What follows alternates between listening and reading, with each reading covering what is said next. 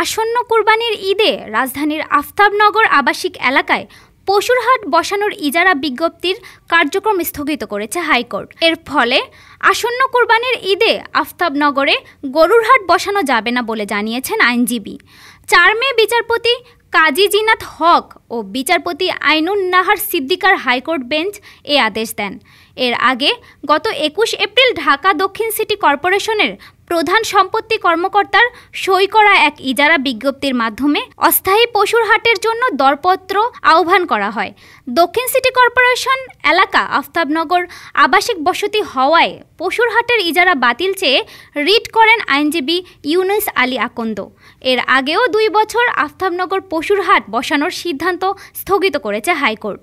রিটকারী আইনজীবী ইউনুস আলী আকন্দ জানান, আফতাবনগর একটি পরিকল্পিত আবাসিক এলাকা যেটি রাজউকের অনুমোদিত।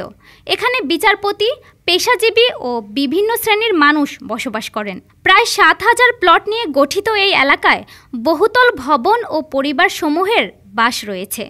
এমন একটি ঘনবসতিপূর্ণ আবাসিক এলাকায় পশুর হাট বসালে জনদুর্ভোগ চরমে পৌঁছাবে।